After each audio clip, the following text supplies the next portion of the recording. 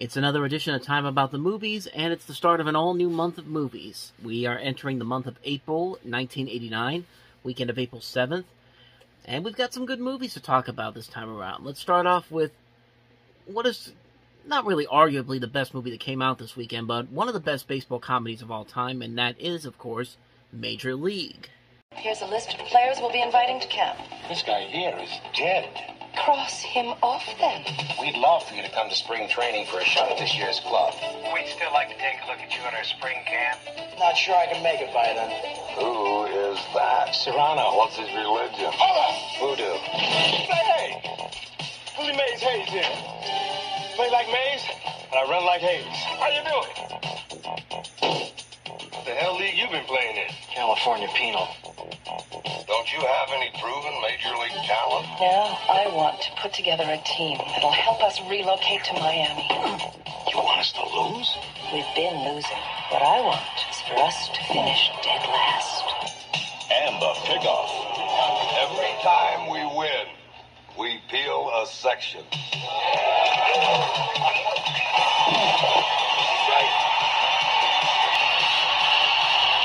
Corbin Burnson and Bob Uecker. Haywood swings and crushes one towards South America. Major League. What a classic, man. I'm not the biggest baseball fan, but there are a lot of good baseball movies, and this is definitely one of the best ones. Major League is a funny, hilarious comedy.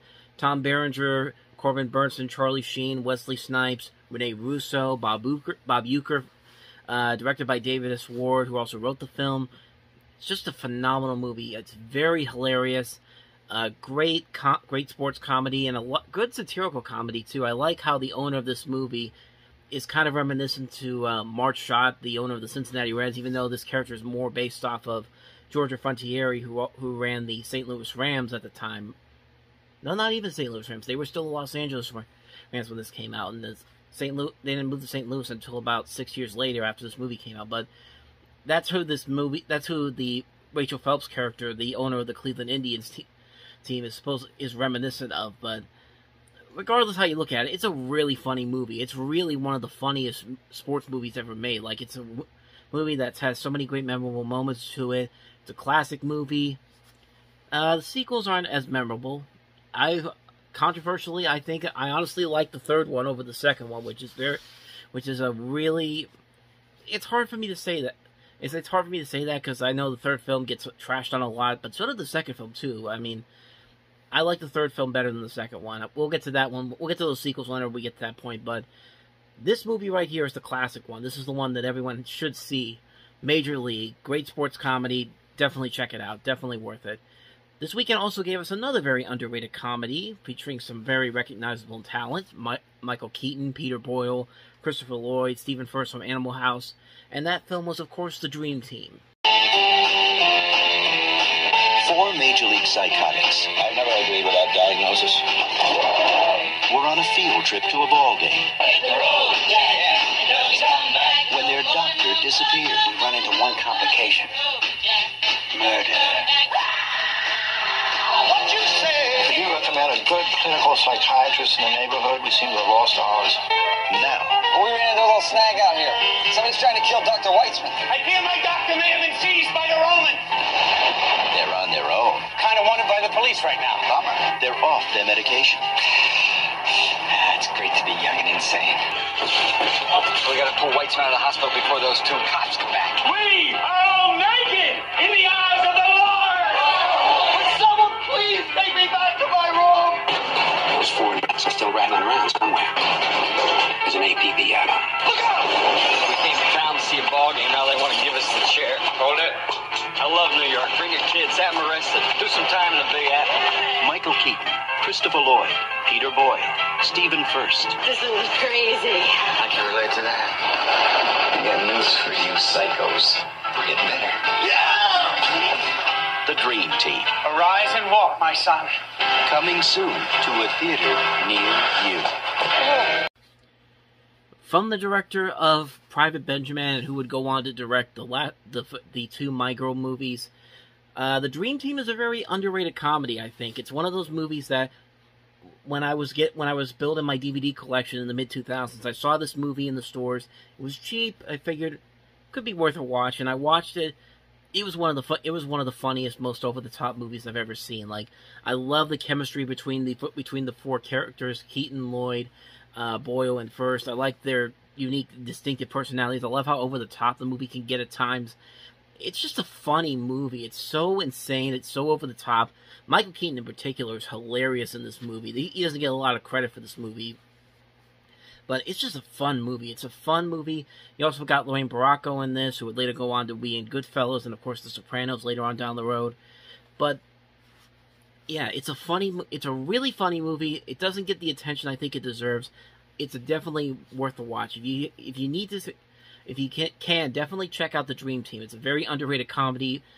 It's one of the early movies that Imagine Entertainment did, which is, of course, the company that Brian Grazer and Ron Howard are associated with. And, like I said, it's a very funny movie, very underrated movie. Highly recommend checking out The Dream Team. So, on to the next movie. And how about a little Jean-Claude Van Damme action?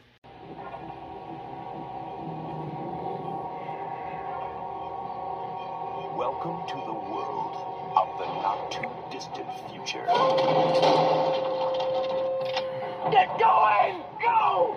A brutal gang is reshaping the world into their own vision of hell. And only one man can stop them. Jean-Claude Van Damme is leading the battle between good and evil. Take him out. As it's never been fought before. He's on a desperate mission.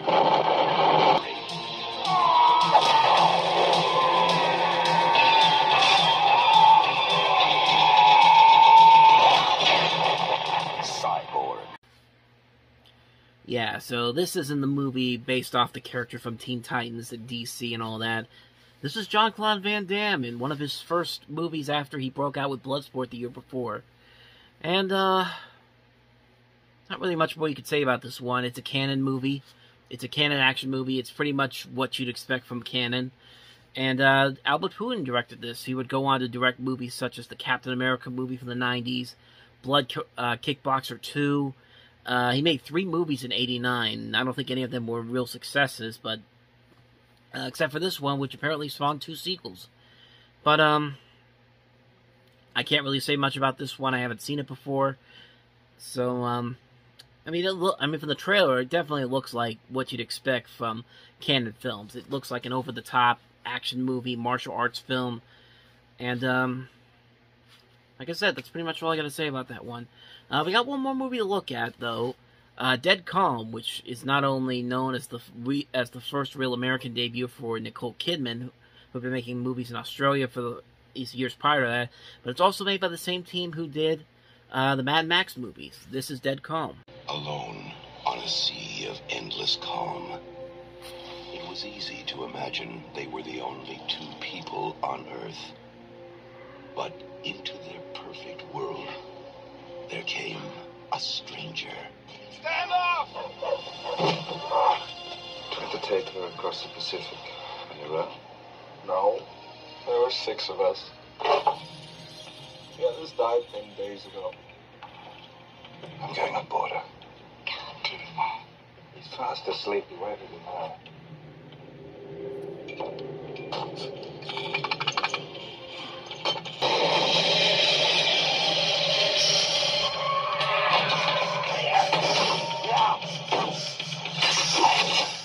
Dead Calm.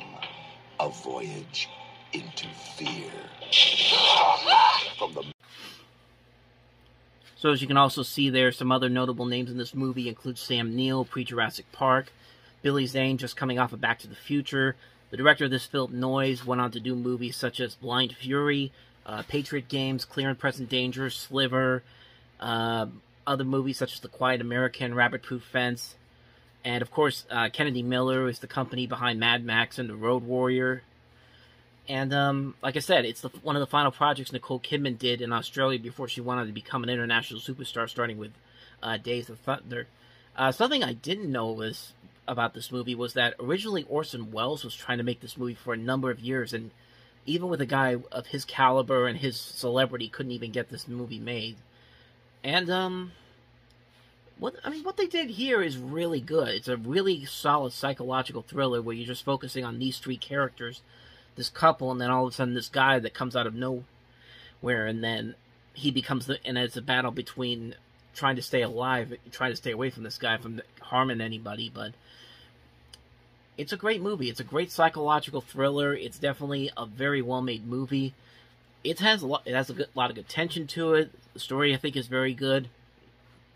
I will say the ending kind of cops out a little bit, but other than that, the movie itself is really good. Like, I definitely recommend checking this one out.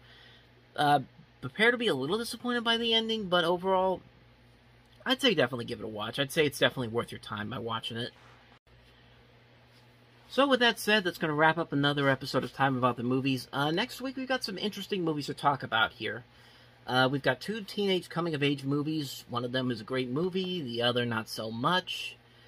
We've got a comedy. We've got an action comedy from Touchstone, and some other movies that we may or may not get to, depending on if I can find trailers for it. But next week should be very interesting to talk about. And by next week, I mean the next episode that we talk about. So thank you guys for watching this one. And as always, if you like what you see, go ahead and hit the playlist below and check out some previous episodes and check out the last episode I did. So I'll see you guys next time. And until the next time I see you, take care.